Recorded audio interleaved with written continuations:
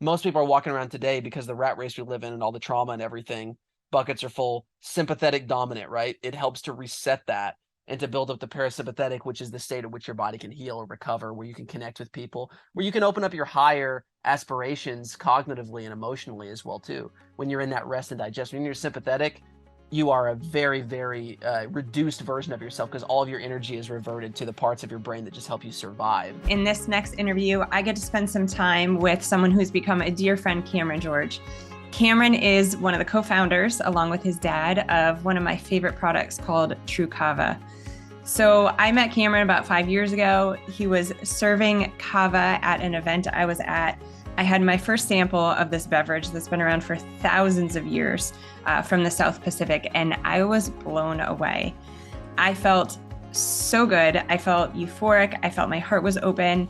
I had this massive desire to connect with people in this social interaction in a way that typically I would reach for alcohol in order to have that feeling. I loved that this was a natural product that not only felt good in the moment, but could actually change my brain over time for the better. In this episode, Cameron shares so much of the information behind how he got into this. He shares his incredible story of such adversity that he went through in his 20s, nearly losing his life to a chronic illness, and how kava actually pulled him through, and that's why he's doing what he does now. I am so excited for you to listen to this guy. He just spews information, so get ready. He talks pretty quickly, but I hope you walk away with a love of kava the way that I have. Enjoy. Cameron George and his dad are the co-founders of one of my favorite products. I want to say newer products in my life, but actually I met you about 5 years ago is when I first tried Tru Kava. Yeah. And it is, what I know of it is it's a neurotropic.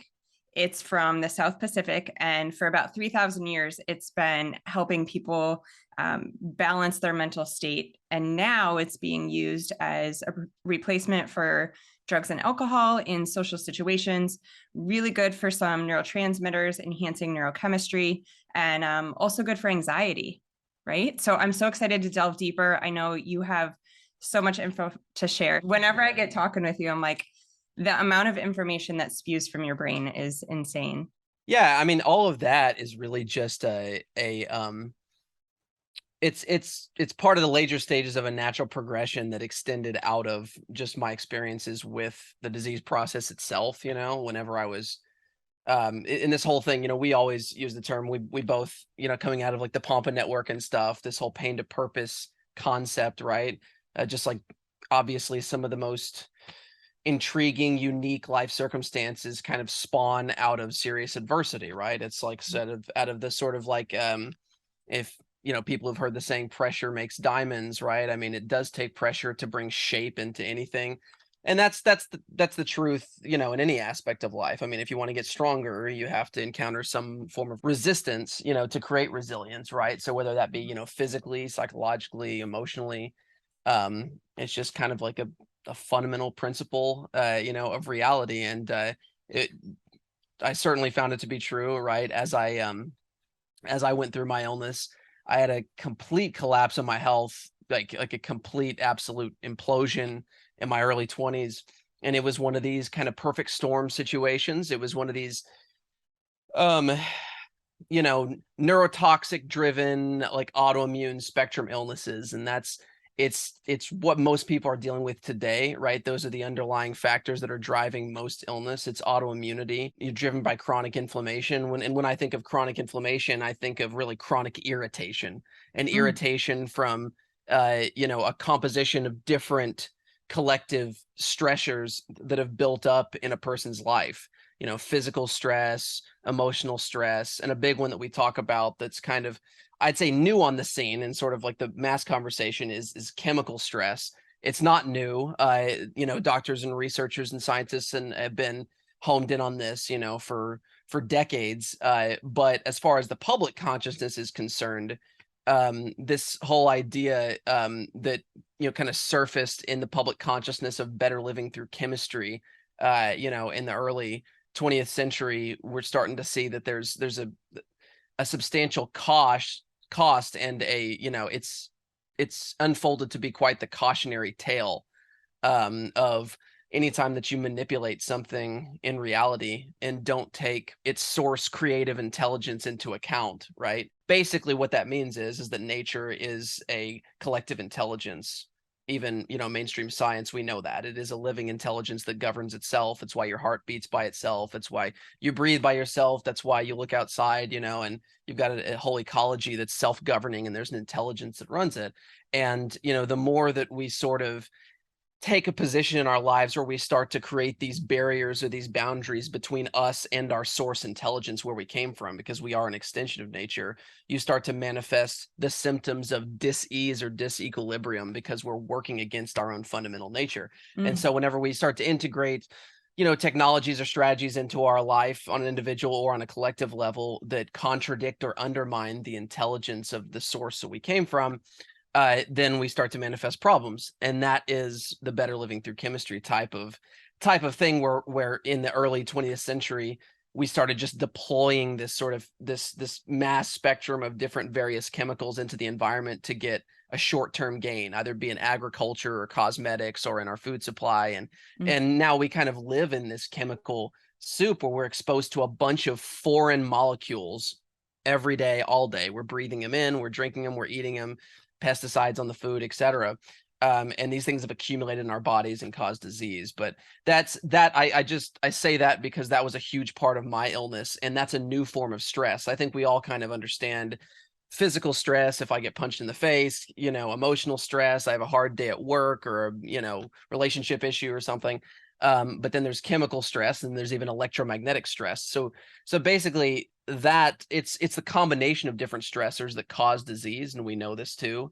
Even mainstream science today, we know this, and we use a metaphor called the bucket metaphor, where it's like our body is a metaphorical bucket, and every stressor in our lives is a drop in the bucket. And some people have genetically smaller buckets than others. That's why some people get sick faster than others. We call those the canaries in the coal mine, the people that get sick. I would say I was one of those people. But anyways, the bucket fills up for whatever reason. You start expressing the symptoms of your genetic weakness, and that's what happened to me.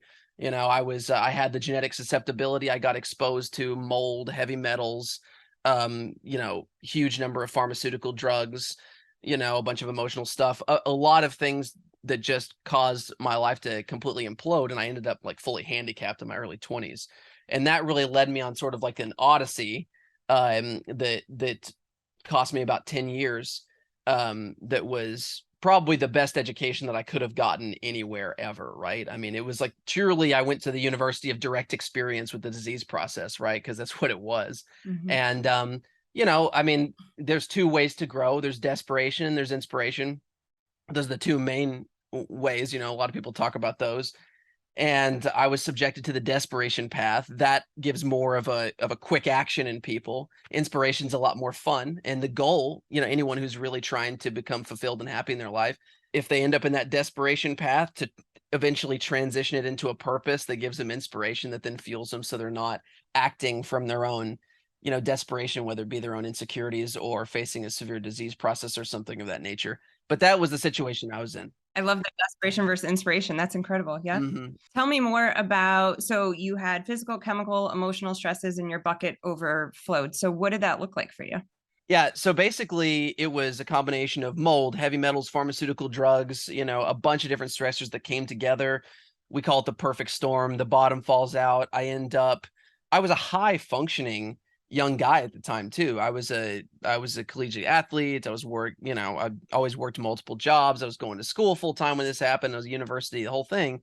I was a, competitive distance runner and raced marathons, all this stuff. And so, from the outside, people wouldn't have necessarily seen me as sick. I knew there were certain susceptibilities there. I didn't know how to describe them. I was a young guy at the time, just before I got into this whole body of information and learned, what I know now. But, basically, I started to get tired, fatigued, started experiencing extreme depression, anxiety. It always starts like that. And then, cut to, I end up sort of on the couch, unable to kind of function. And then I end up in a psychiatrist's office, because it's like, the harder I push, it's just the wheels are spinning. And I thought that I was just overtraining. I backed off from the training. It didn't get better. And I was used to pushing through a lot too, being involved in those kind of things. And so it was past just like, me being me being, emotionally tied up, to some degree. And that was a process too, because it leads you to, the physical stress leads to the emotional stress, because then there's an identity issue, and there's an insecurity issue when you can't perform in your life and you can't get anything done and all that. And you end up with a purpose deficiency, and then that leads to depression, et cetera. So it just unwinds.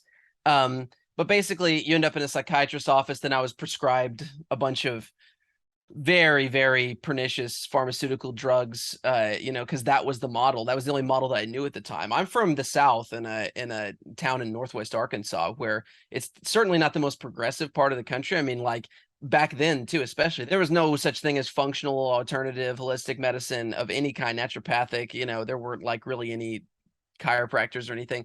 So it's like I wasn't even subjected to that outside of the sports world, from a performance standpoint. And so when I got sick, I ended up in a traditional psychiatrist's office, an allopathic psychiatrist's office. And so they look at me and they just address my symptoms and give me the corresponding medication like the allopathic framework does. So I ended up on a huge dose of amphetamines and antidepressants, amphetamine, one that most people know, called Adderall.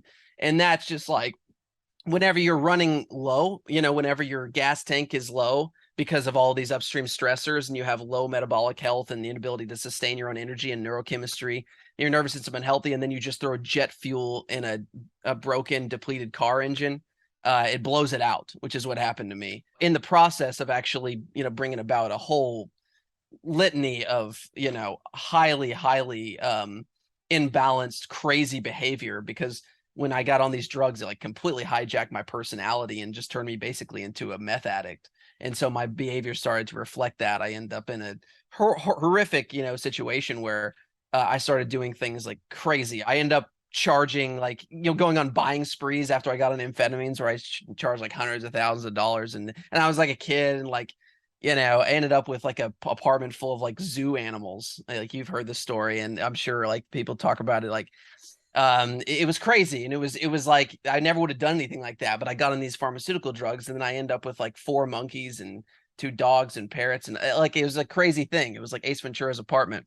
And so I say all that just because because it kind of, it just depicts like how much of a contradictory approach the psychotropic pharmaceutical route can be. And I would say most cases, I would argue in almost all cases, it's always a thing of like, you're weighing the pros and cons, and the cons eventually almost always outweigh the pros, because you can't physically create balance in the brain with drugs, because you're overriding one system, optimizing to get one specific symptom set better at the cost of the others, right? It's like throwing a wrench in the middle of an assembly line. It eventually, like, creates more imbalances, leading to needing more drugs and more medications. It depletes the brain instead of giving to it. And that's relevant in this conversation with the Kava thing and how I got onto it.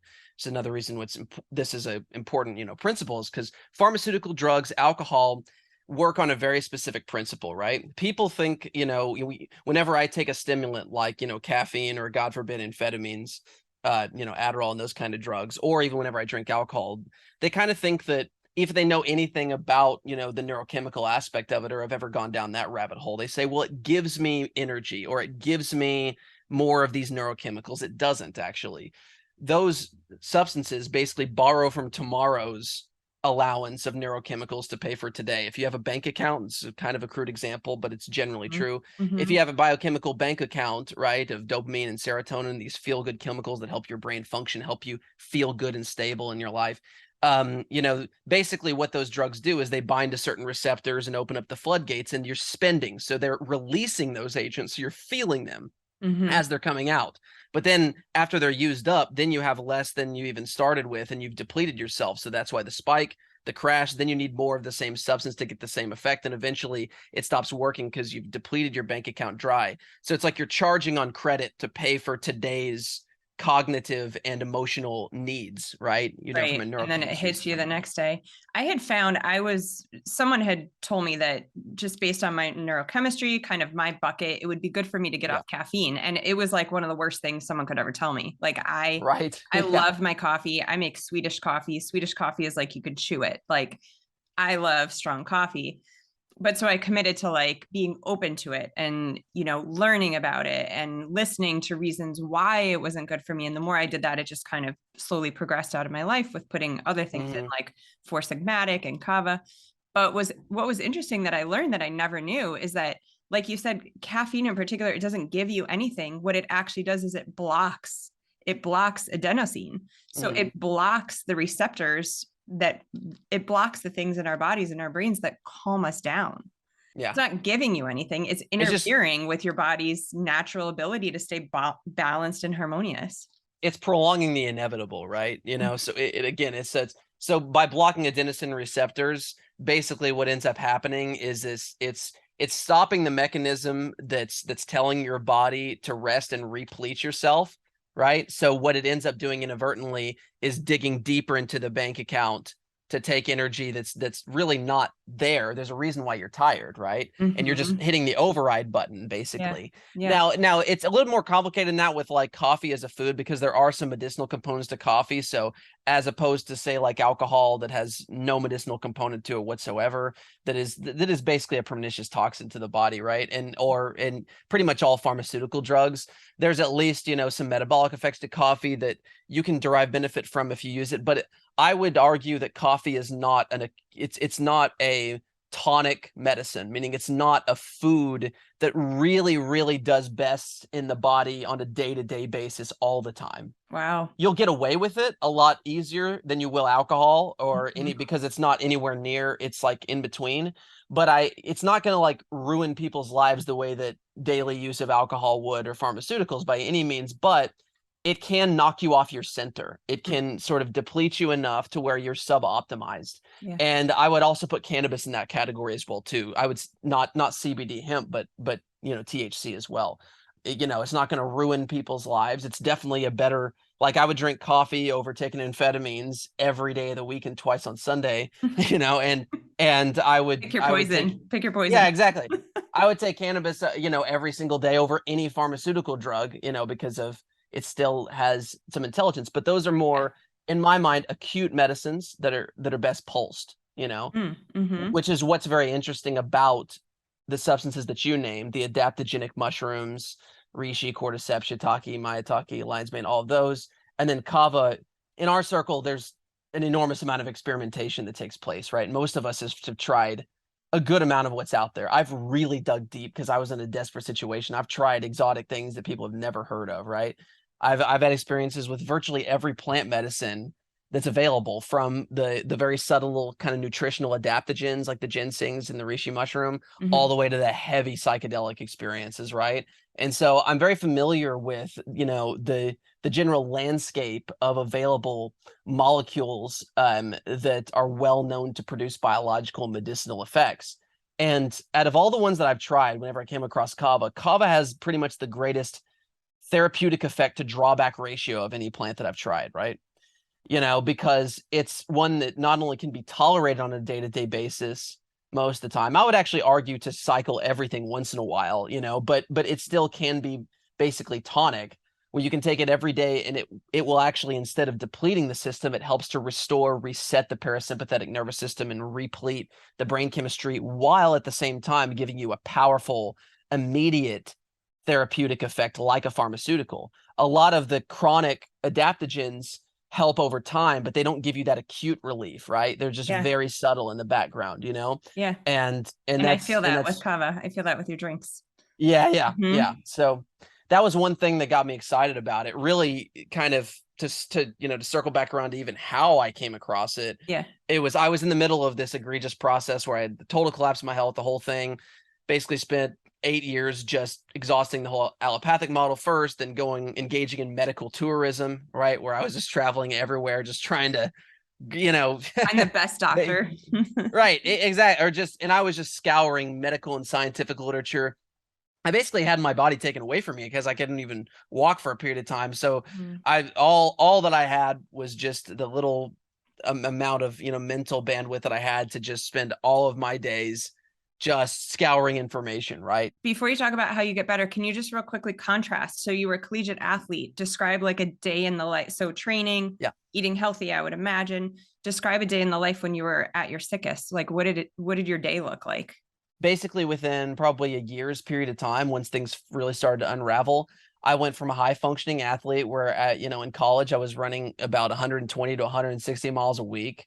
I was working multiple jobs. I was full time in school, and I would have been considered high functioning. Hmm. And to within a year's time, basically completely bedridden. Especially once the pharmaceutical drugs came in and wiped out what was left of my brain chemistry. I had probably one of the worst toxic reactions to amphetamines that you can have. It was like a nightmare. Yes, it changed my personality for a period of time, but it also created a lot of it basically gave me a chemically induced pharmaceutical brain injury. And because I was so susceptible to it, and apparently had the susceptible genetics as well, Wow. that to where it went in and just wiped out my brain. And I later actually got functional brain imaging right before the first time that I did hyperbaric oxygen Mm. at Dr. Harch's clinic in Louisiana, and my brain looked like complete Swiss cheese. The radiologist kind of made the comparison to like the 80-year-old patients that they see coming in with strokes that have dementia. And it's like I felt like that. I couldn't, they were kind of surprised that I was able to converse as much as I was. But basically post amphetamines, Adderall, and all of that, I had so many cognitive deficits. I would just get confused, and like I couldn't even leave my house if I wanted to because I was just so functionally destroyed. I would forget where I was or get kind of in this void where I was just completely out of it. I was just Mm. not, I didn't even slightly resemble the same person that I am right now today, that. So Yeah. it was a completely different story and situation. So I went from being that high functioning person to not only bedridden, but just operating off of a very small fraction of cognitive capacity, to where I basically had to move back in with my family, became completely dependent again. I couldn't take care of myself, couldn't drive, couldn't work, got to a point where I could barely like feed myself. The only thing that I barely was able to do is muster up all the energy that I had in the day to just scour information, which thank goodness I was blessed in my experiences in my life. That was something that I was already relatively good at, was curating information. Thank Hmm. goodness Hmm. that. And just like, I just definitely had a desire, I had an intense will to live. You had that And I desperation. Yeah, exactly. So I went from, it was a complete 180, and just ended up in that horrific space through which I was trapped as a prisoner in my own body, in my own home, for probably about 7 or 8 years. And we were traveling with me around, to various doctors and getting shotgun therapies until I finally met a combination of different functional medicine physicians that helped me piece together sort of all the things that I was taking from the literature and like put it into a system. Dan Pompa is one of my closest friends today, I mean, that was pivotal. I was, he was my coach.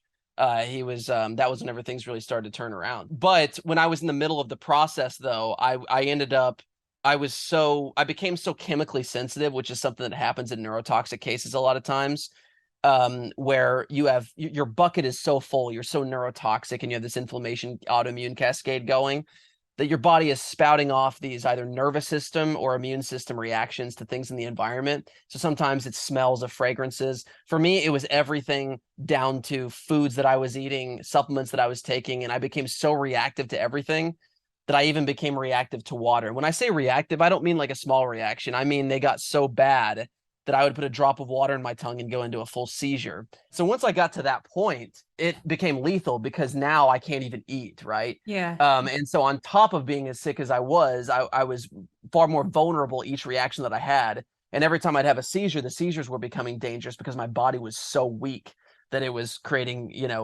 neurological injury every time. So it was a complete, absolute nightmare. But because my reactions were convulsatory and primarily nervous system, and of course we're immunological too, it's basically a severe form of PTSD, but just the reactions were out of this world bad. Because they were nervous system, I was put on heavy doses of benzodiazepine drugs. So, benzos are the class of anti-anxiety, anticonvulsant drugs like Xanax and Klonopin.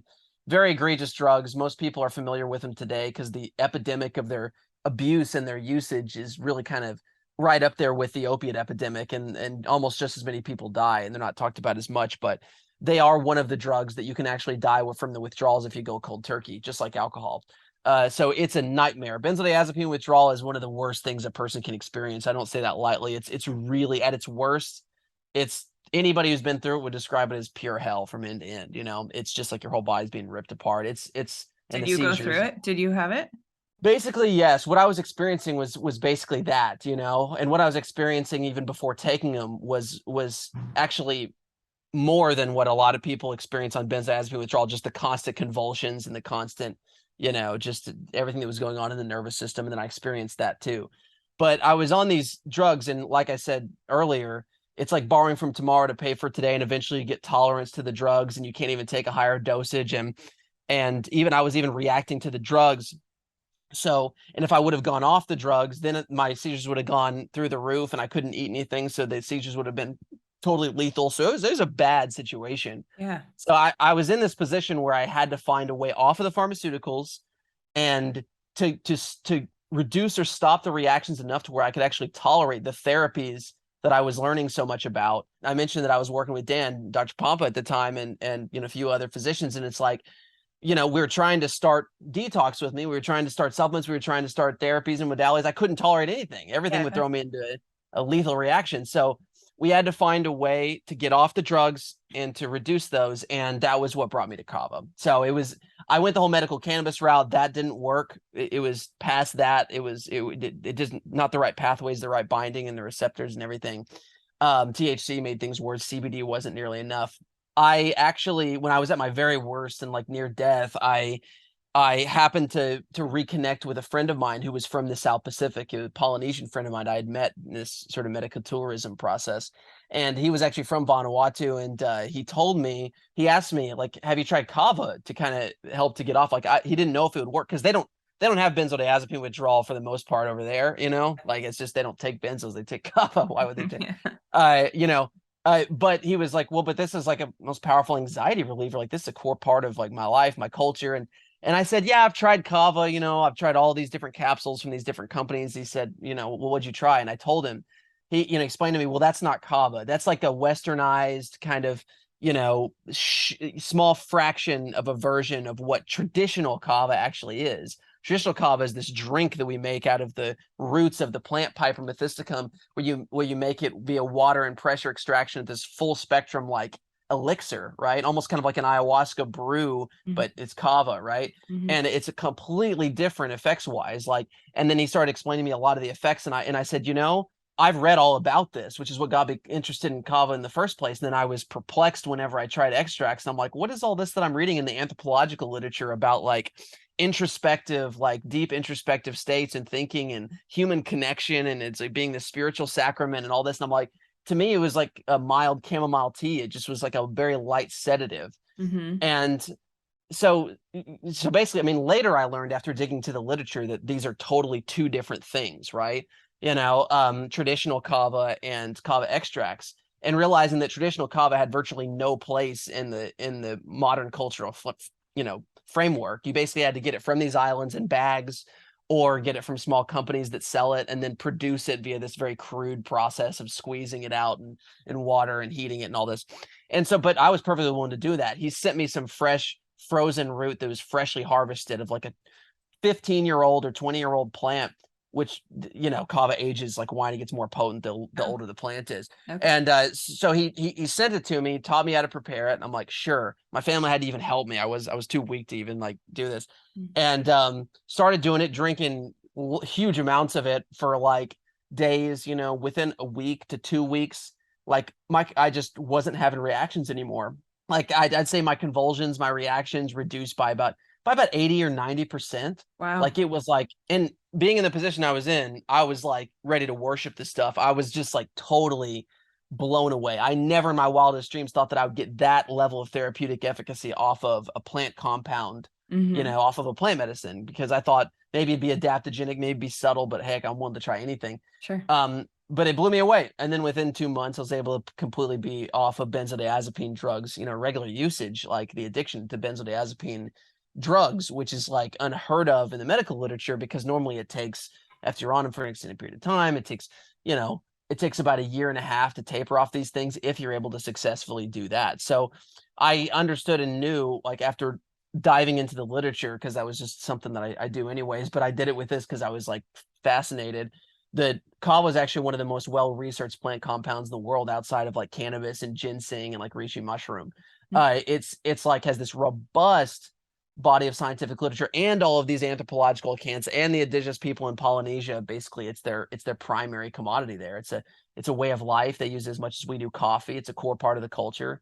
They use it in every social gathering, weddings, funerals, spiritual ceremonies, etc. So once I sort of realized this, and then we started integrating it into other patients. And Dan and others were like asking me like, oh my gosh, you had such amazing results with this. I started developing protocol for it and coaching people on how to use it and just reproducing these effects over and over, both on drug and alcohol withdrawal, but also just as a staple in any chronic disease, sort of protocol approach, because it just makes everything easier, because it allows people to sleep deeper. It actually turns on their brain without having to put a bunch of glucose in the brain. So it helps with keto adapting and all this, but it also just helps get people engaged and sort of get people elated, inspired, and like ready to tackle their process, right? And also relieves the stress hormones that are just paralyzing, because so many people, when they're just in a severe chronic illness, are just paralyzed by it.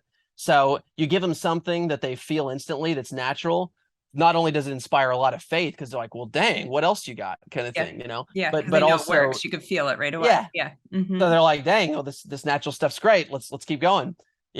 So we started doing this over and over and over. And from the get-go, once I tried it, I already had the idea in my mind, like, yeah, I got to be involved in this 100%, so it took, many years, 6 or 7 years, basically, before we ever launched the company, to build the structural framework to basically develop a supply chain that was scalable for traditional kava, that was 100% clean, and that we got a consistent therapeutic profile, because there's all these different strains with slightly different effects, right? Where we could actually scale this and, produce traditional kava, to integrate into shelf-stable actual drinks, was what I saw as a lifestyle type of thing, and various other forms. Some we've actually released, some we have in the pipeline to release. But I did a lot of this work with the regulatory agencies to establish a framework for it as a food. With this network of research and scientists, we did all this work on the supply side. And then we actually launched the brand, the company, back in 2018, 2019. And we're in the lifestyle phase of it right now, launching in retail this next year and all of that. So that's kind of how it came about. And that was why. It was just, I believe that it's one of the most relevant medicines in today's climate, and its effects are probably needed, probably more than almost any other single medicine that I can think of, because not only it has two major components. It has a protective nature to it. That's, as a living organism in the natural ecology, it plays a protective role, and it developed that biochemically, that biochemical signature that then whenever you take in that organism, it transfers that protective adaptability to the human body, and it hits on every protective and tissue, neuroprotective and tissue protective pathway that we know of. So it's protective, number one, and that's the stress relieving component. But then it also opens up the mind, opens up the heart, and allows individuals to connect and engage. It's also a connector. So it has both of the components that people are trying to get from something like alcohol, but it doesn't interfere with your faculties. In fact, it opens you up to accessing, it increases left-right brain hemisphere connectivity to where you can actually access more of the complete framework of what your mind has to offer. So you feel like you're more of yourself, instead of you feel like you're a more primitive, like alternate version of yourself, like you can if you drink too much. Yeah, it's different. It's very different than like just an uninhibited version that's creating connection. It's like you're actually, what I feel is like super, super connected. Like you said, heart open, euphoric, but like very calm in my body. Yes. Yeah, exactly. You got it. I mean, and that was one of the things that, with traditional kava, that's why it's a spiritual sacrament in Polynesia. Like, they have access to like virtually every other psychoactive, even psychedelic compound, but they see kava as the most sacred because it doesn't hit the hardest, and it doesn't have the same level of intense psychoactivity, like altered state, that say like psilocybin mushrooms or something does. But sometimes the most adequate medicine is not the one that hits you over the head all at once, but it's the one that sort of whispers a message slowly to you and allows you to ground yourself better. And which means that it's all for integration, right? Kava opens up the mind in a way kind of similar to psychedelics, except for it doesn't bring you into this altered state where you're like up here, right? It actually helps to ground you at the same time. And so it helps you to reflect and it helps you to integrate. So you're completely sober. I would say that it's almost like a expanded state of sobriety, right? It's kind of a calm, relaxed, enhanced state of natural sobriety, which is what's so beautiful about it. Because even like, cannabis and things, it has this double-edged sword because it's quite a bit of an altered state with THC still, and Right. psychedelics even more so. And then the other compounds aren't psychoactive at all. But kava really is an integrator of the mind, and it's a resetter of the mind, and it helps to protect. It helps to lower inflammation, lower the noise and the irritability, the chronic irritation.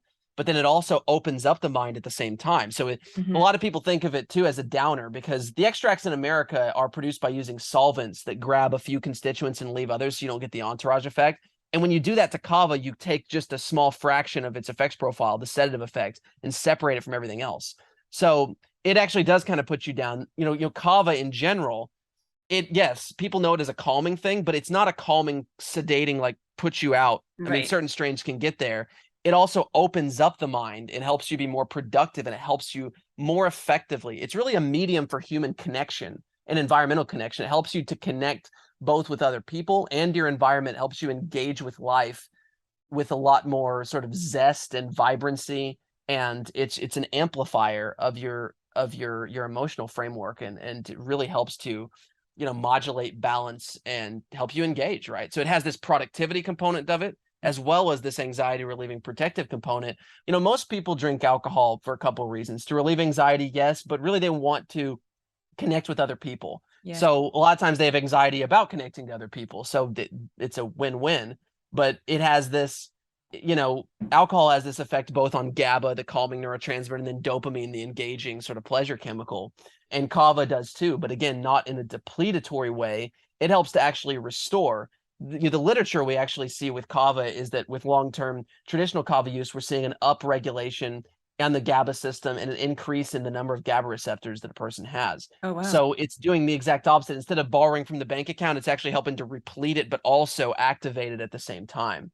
So this is just like insanely valuable, right? Because I mean, the conversation, there's almost endless applications for it, right? It's one of those things that it's why it's virtually the entire population drinks it in Polynesia, because they're like, why would you not drink this stuff? Right. And it's so safe. Like as a mom, I'll literally grab a can and go drive to pick up my kids. It's not like this. It doesn't take you out. It doesn't, like you said, it doesn't sedate you, but I'll take it when I'm like writing or doing work, because it'll calm my nervous system, but it opens my mind. It creates connection. I can write so fluidly when I have it. And I want to touch on, I'm so curious about the different kinds, Cameron, because I know you've given me some samples of a variety of things, and I do feel different effects from different things. So talk to me about the different kinds of kava. So like the Americanized version, in the pills and the things that you took, versus like the cans and the shots, which I think are similar, the powders, which I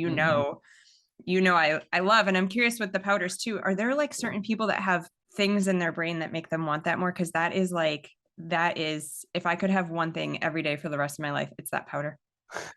And you know it. Yeah. And the powder is really representative of just like what you'd get from a stronger version of kava. Some of our other products, we specifically dialed it in at a more subtle concentration because it's like a functional beverage that you're going to get at a checkout counter. And so we want it to run in the background. Then you can take more if you wish. Okay. Those are more, acutely therapeutic, sort of, just a higher level of potency and a little bit more depth on the profile.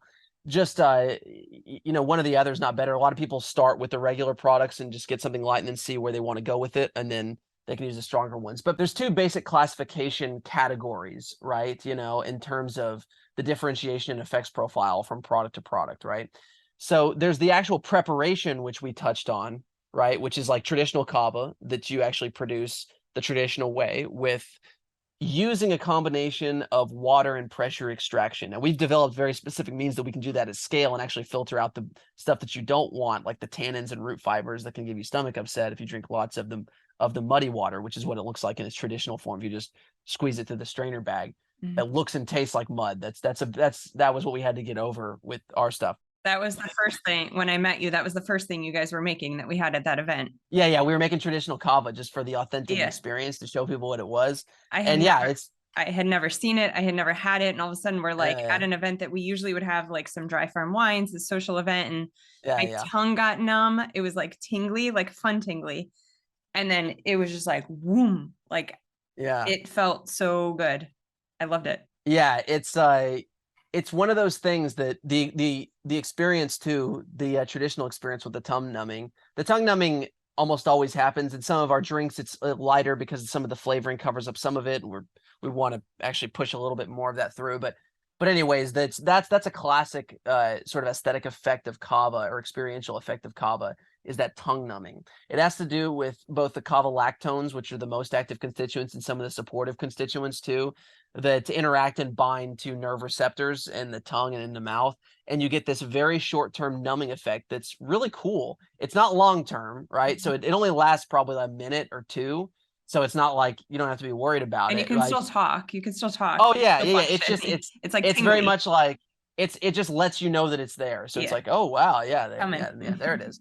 And so and you know what's coming afterwards, and so most people learn to love it there. But yeah, so the main classification criteria for the differentiation and effects are the preparation. So traditional is what we use, and nobody else on the market is doing anything, traditional. They're either extracts in capsules, or they're extracts. A couple companies are doing extracts dropped in liquid, right? To where it's basically just an extract in a drink of some kind. Um, it's very hard to dial in the process that we did and to make it cost effective and all of that. And to get all the constituents in there. It took a lot of sort of deep R&D work, and to really get it stabilized to where they actually stay in there, because the effects of kava can actually dissipate relatively quickly after you make the brew too. So you have to find a way of stabilizing it. So there's the traditional preparation versus the solvent extracts, capsules and stuff. And that's the biggest difference that you're going to get, because that's traditional kava effects versus not. Then within the traditional kava, once you have traditional kava, it splits off by, even if you're making it and preparing it traditionally, the strain or the strain mixture that you use can make the effects differently. You're still going to have a little bit of all of those effects, the mind activating effects that you don't get from the extracts, all of the stuff that we've spoke about, and the anxiolytic stuff and the improvement in sleep and all that. But you'll have a few of those categories more accentuated on one side or the other, depending on the strain. So just like the world of cannabis, right? Cannabis, there's like hundreds of different strains. Some are more sort of in the mind, some are more in the body, right? Some are more heady, some are more heavy, some are more daytime, some are more nighttime. Some are kind of in the middle, some are kind of a good hodgepodge and a mixture. Kava is that similar way too, because the plants have been bred to select certain and accentuate certain characteristics, in different islands. So in Tonga, they've bred their kava to accentuate that euphoric aspect, because that was mainly what they used it for, that euphoric social lubrication effect. So their Tongan strains are more euphoric, right? And they're more sort of nootropic, mind opening, optimizing. As where certain strains in Vanuatu and in other places accentuate more of the heavy effect, right? More of the anxiolytic effect. But ours, so what we try to do, I dialed in a very specific mixture that's like right in the middle, that doesn't sedate you. It's not overpowering on one side, but it gives you that nerve relaxation, that protective effect, but also that mind opening effect. So very similar to what alcohol does. Alcohol relaxes you, but engages you at the same time, and but then makes you drunk.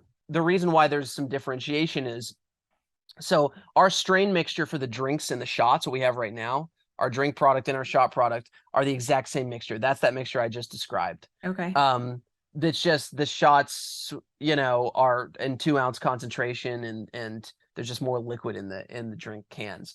The oils that we have is actually a single cultivar, a very specific one from Vanuatu, our Kavaplex oil. And that one is probably the most balanced single strain. And it's the most basic and well-tolerated strain. We wanted the Kavaplex oil to be the baseline. Like, you try kava for the first time, anybody can tolerate it, even kids, not overbearing, not overpowering, any of that stuff. So we want it to be smooth, kind of in the background, but give the general effects and get people loading up that kava effect, because there's a cumulative effect to kava too. And so you want to kind of prime the receptors, and it becomes more effective over time instead of less, like most substances, because the way it's upregulating.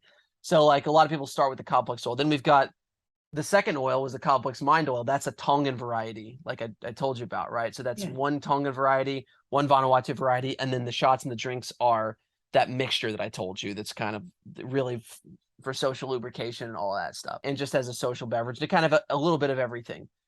some of the R&D stuff, like, we're creating this water soluble powder form that will come in packets, and we're going to add that to the drinks. We're going to have a drink line that's much more potent, like even more like, recreational hits harder in the future. Some of the stuff that you've tried, like the powders and different things, are like instant powders that we've developed, and those have a similar strain mixture to the drinks that we have, but they just have a much higher concentration of everything, and they're just concentrated. Okay. And when are those going to be out? Well, we're working on that right now. It's going to be sometime this next year. It's going to be probably, if I had to guess, probably Q2, Q3 when we'll have something out on those. So I want to like walk around with the sachets and just like make this world a better place. yeah. That powder. Yeah. Okay. I got a couple of questions from people. I let people know I was going to interview you. And one of the big ones that came through is, what's the difference between kava and kratom? Yeah. It's probably one of the more common questions I get, right? Because kratom is another plant medicine. It's another plant compound, a psychoactive plant compound that's kind of in this in-between area of extreme psychoactivity and no psychoactivity, like an adaptogen, right? And because it's somewhere in the middle as far as like the immediate effects of what people feel, it has a euphoric component to it. It has a pain relieving aspect to it. It has that sort of like different strain, spectrum, where there's some strains that are more calming and some that are more activating and dosage dependent, all of that. There's some overlapping similarities, very general similarities with kava. And so a lot of times it's kind of been thrown into this basket with kava because, people who are attempting to put kava products out there that don't have any, shelf stable means of doing it, or they just are selling like the powder, or like kava bars, for example. Of course, I love kava bars in principle, but there's a quality control issue. A lot of them don't know where they're sourcing it from, so you get inconsistency sometimes, but they do traditional preparation, which is great. Okay. But there are a lot of kava bars, and there are even a lot of stores and kind of like head shop type of structured, retail scenes. They're offering basically like a collection of anything that's legal that also can produce a high like effect, right? Okay. And kratom falls in that category, and kava is being thrown into that category at times. And it really, in my opinion, and the opinion really of the Vanuatu people, the Vanuatu governments, and they really don't like that positioning at all, because to them it's a food, it's a medicinal food. Like coffee is to us, but way more medicinal and safer and stuff. So to position it like just a recreational substance that is a natural high, I think is a kind of a miss. And it kind of plays into a reputation of like, oh, well, this is just switching out one maybe addictive thing for another, which it's not true. It's really a restorative answer to those things. Kratom, on the other hand, kratom is a very useful medicinal substance acutely, like for medical purposes, because it is very different. Kava mainly binds to the GABA system and the dopamine system, and it does it in this very repletatory way that I described, right? This very nourishing way. Mm-hmm. So it makes it tonic. You can tolerate it daily without addiction and without knocking you out of balance. Kratom is basically it's a plant-based opioid, not as egregious or pernicious as, say, opium, which is not as egregious or pernicious as synthetic opiates, Oxycontin, Vicodin, all those. So there's a level of biological compatibility there. But kratom it binds to opioid receptors, not as aggressively, and doesn't create anywhere near the dependency or the addictive process that synthetic opiates or even opium does. But it still creates dependency and habituation. It doesn't have that upregulatory effect. It still hits the receptors pretty hard, and it still gives you a release and all of that.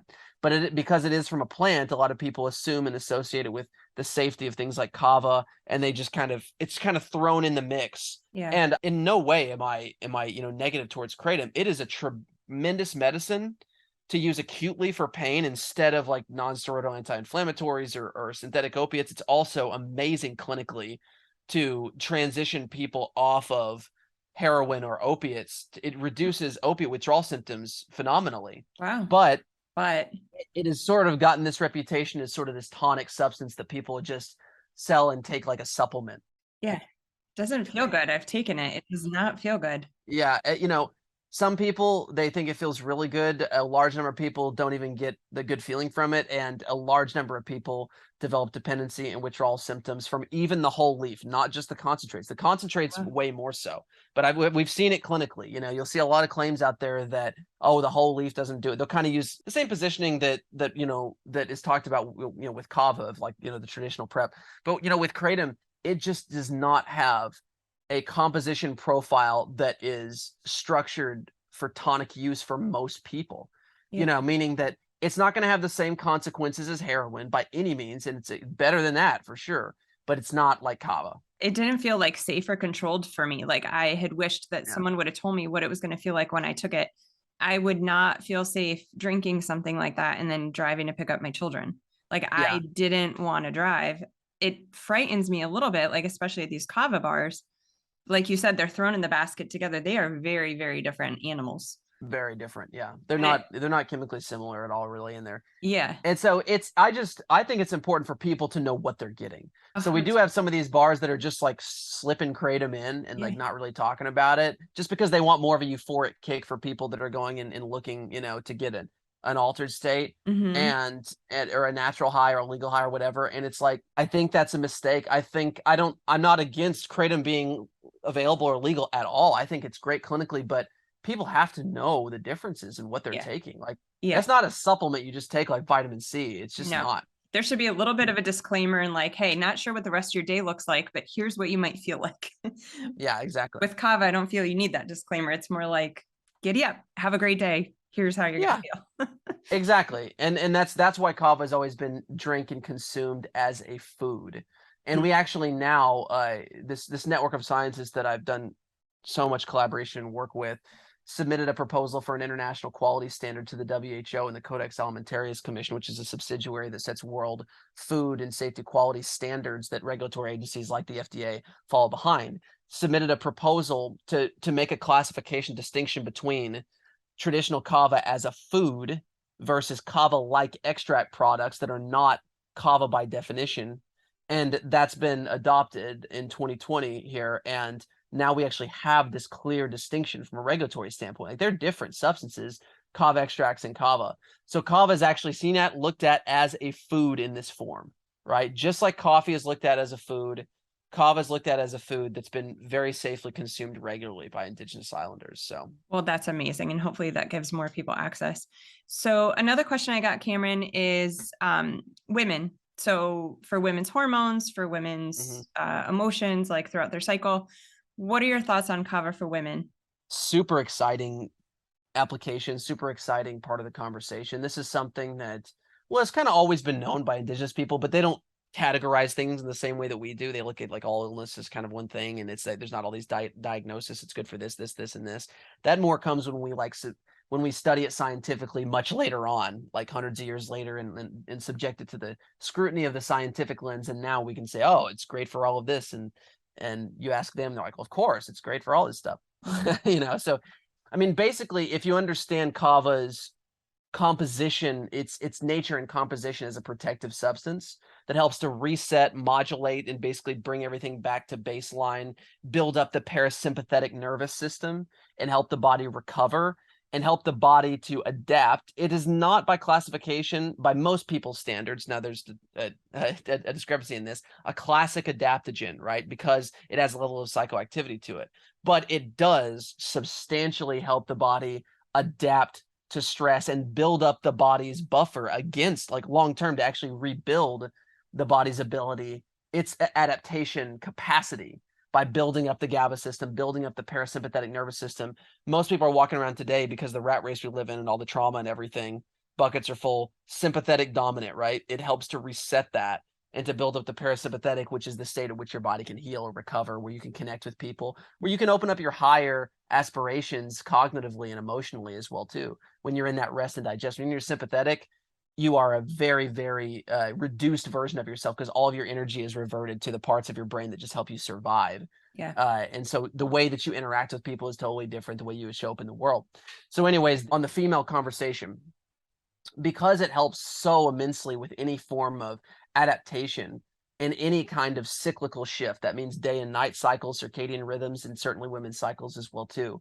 That's something like both, anthropologically and certainly clinically, we've seen just tremendous results. Like it just being one of the most effective things, for any kind of, problems and side effects associated with poor adaptation to cycles, and especially anywhere in the menopause era or, sequence, right? So Mhm. it's tremendous across the board because of its ability to reduce stress hormones and also to modulate all of these downstream hormones by resetting and strengthening the nervous system, improving your deep and REM sleep and all of that, right? I mean, I've known so many women that is just like have horrific time, right?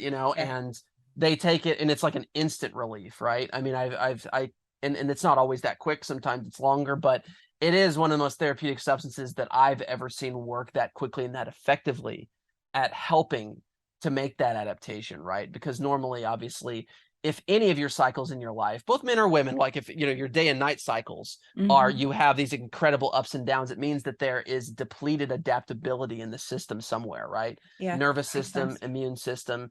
And so there is an adaptation to be made no matter what whenever you're transitioning, your body's transitioning through things. But these intense, crazy symptomatic situations that we see today are quite past the realm of normal or natural. So Definitely. kava is just super amazing for that. It also is super amazing because it's just so therapeutic for just broad spectrum mental and emotional health, right? So because it's so nourishing to the emotional framework, kava has this very like almost kind of maternal identity to it as an organism. The way that it sort of comes and embraces, nurtures, and protects, and also opens up that reflective, introspective, connecting part of the soul. Yeah. And the indigenous people have always described it like that. They're like, there is this sort of performance masculine side to it, but it definitely Very has feminine. this sort of this sort of maternal aspect to it Yeah, it that's does. good for anybody because men need that too, right? A lot of Yeah. men are missing that part that's nourished so they can show up in a more masculine way if they're balanced, right? Yeah. But anyways, yeah, I mean, so it's great across the board, but just when we speak to issues with cycles or issues with neurochemistry, hormones, it is such an amazing sort of emotional support and physical support that it just soothes and nourishes the system Everything. Yeah. quickly. Yeah, and your ability to connect with other people as well too, and that's a prime application for it. So I've definitely noticed all those things. I mean, we talk a lot, I'm sure you've heard this term about being rushing women, and us women, we're living in men too, but from a women's perspective, we're living in mhm, an evolutionary mismatch, right? So we're yeah, like, we have all the duties of a man and all the duties yeah, of a woman, and we're trying to juggle it all, and it's not working. And what I love about Kava is it's like a passive tool that's so easy for me to incorporate as a rushing woman. So, like, literally, like I said, I can grab it, go pick up the kids, but it helps me balance out. It helps me connect with myself. It helps me connect with them. It creates a state change that's very easy for me. Whereas before, I would have maybe grabbed the coffee, which was like a temporary fix, but then shut off the messages of what my body was actually wanting or asking for. Or, mhm, at night when I'm cooking, I would previously reach for a glass of wine, which felt like connection to myself, which actually was a temporary fix and would turn off all of that. So I've definitely loved and noticed it for that. And then I had um, two cans the other night, and I had my biggest record of REM and deep sleep. I hit mhm, 3 hours in my REM sleep, which I've never done.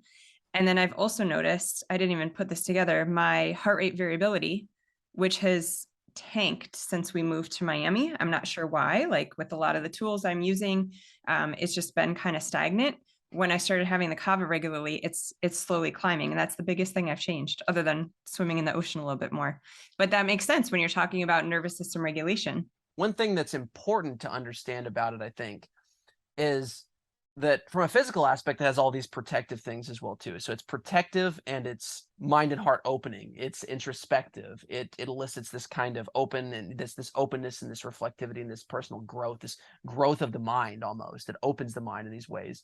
But what it helps to do is it's like I talked about earlier as being an integration tool.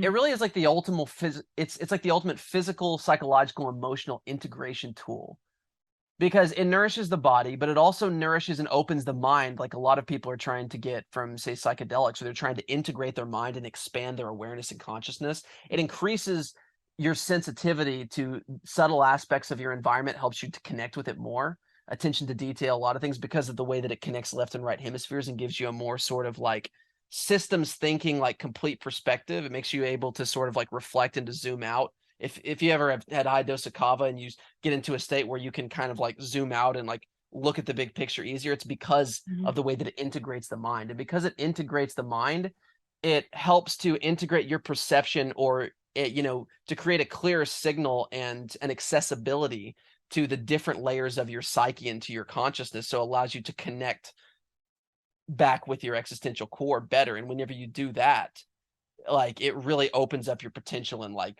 almost a insane number of ways, right? Yeah. You Well, and know, like you said, it's a whisper, which I love. It's yeah. very, it could be subtle. I mean, you could definitely feel it, but it's a whisper. Mhm. It's not like a smack you over the head. It's just all of a sudden this day is very productive. This day is feeling amazing. My connections are so deep. Well, and by doing that too, because it brings about what I call systems thinking from a more analytical perspective, that integration where you can, that sort of being able to reflect, to think, to connect deeper, all of that. Yeah. Instead of, I don't see it as, like, we talked about the maternal kind of aspect to it. I don't see it at all as masculine and feminine. I see that because of that introspection, that mind opening, and that protective aspect together, but the mind opening specifically, it allows you to integrate your duality more easily. It's a tool that creates an opportunity for you to become more aware of your duality, to properly integrate the masculine and feminine, to bring out more of whichever one might be deficient, right? Oh, You that's know? interesting. Yeah. It's like the ultimate homeostatic balancer of your brain Yeah. and your personality. And obviously, just like anything else, it does its job and creates an opportunity. It doesn't do the work for you, Yeah. but what it does is that it increases the awareness and perception, and allows the mind to be more flexible to integrate, so you can notice things and you can Mhm. feel and sense things, just like whenever you're with other people. And you've noticed with kava, where you can just connect easier, it induces like empathy. You're able to actually like see the totality of what they're saying in this systematic way. Like, a lot of this may sound out of the off the reservation to a lot of people, but if anyone has ever experimented with microdosing psychedelics, they know exactly what I'm talking about. Like, Mhm. but that just comes with a double-edged sword kind of thing, legality and all kinds of stuff. But kava is Right. that subtle, but yet still produces that amazing effect, that which is why it's so sacred from a spiritual perspective in the islands. It's not just some hokey, just sort of thing that was made up and like symbolic. It actually Right. is, like, they see it as a spiritual sacrament that helps people develop their mental, emotional, and psychological framework. They see it as a psychological and medicine for the mind and of the soul, Mm. because they don't have a lot of the same physical ailments as we do. But where you see Think- kava in Polynesia, you see much more connected, um, introspective, mentally healthy communities. It just creates positive atmospheres, because the collective state of any given culture at mass, or of any collective, human environment, is just a sum of all the individual mentalities, right, that are within it, right? So it's like, if you have a large number of people that are teetered more to this side, in this open introspective state, you just get better behavior long term, right? Mhm. You just get more personal growth. People don't act as reactively and stupidly, because Right. They're like more like connected. alcohol. Mhm. Yeah, exactly. Alcohol, kind of, the more you drink, it puts you into more of a egoic, primitive state where you're highly reactive and you just do things. Right. uh so it's really the opposite in that way. So that's just a little bit more on that, and just some perspective on it. Yeah. Well, I'm so glad it's becoming a bigger part of the conversation. I mean, it's a tool that can help so many people, whether they're in generally good health or their bucket's spilling over and they need something that can help them feel better and function better. I know we need to wrap up, Cameron. I just want to ask you, with where you are and with the future that you know where Kava is headed, what's your wish? Like, where do you hope this all lands, not just for your company, but for the community at large? What's your wish for Kava for people? The goal is to make kava as common as a cup of coffee. That's what we always say, right? We think that, just like I mentioned in Polynesia, I think that it has the power, like, more than almost any substance I've come across, to really help make a massive contribution to the social framework and the collective mental health of a given society. Mm-hmm. In the same way, if you look at what coffee's done in the early 1900s or 20th century, right? It actually helped. I mean, Michael Pollan wrote about this in this book, how the mass introduction of coffee helped to shape the productivity based mindset of the Western world. Yeah, Because the Industrial Revolution. But they also got off alcohol too. It was like the both, yes, right? yeah. Mm-hmm. And so, but there was this, that's why the introduction of coffee breaks, it accentuated that state of consciousness, right? Mm-hmm. And so, you know, the altered states that we choose to engage in help to shape us collectively, right? So I think that it has a potential for a substantial cultural impact, not only because it gives people an option instead of alcohol and drugs, but also because of the unique state of consciousness that it produces that's so incredibly, has so much potential and it's therapeutic, you know? Love it. I could see it all. Amazing. Well, thank you. I could pick your brain forever. You know, I always do when I see you. So we'll make sure we share all your information in the show notes. Cameron obviously is a wealth of information. So please connect with him, follow him on his socials. So much to learn. Cameron, thank you. Thank you so much. Oh, absolutely. Anytime, Melissa. I hope you got a ton of information out of that episode with Cameron. Like I said, he has so much information to share and is clearly so passionate because of his story of healing with Kava. If you enjoyed this episode as much as I think you did, go ahead and put a like under the video.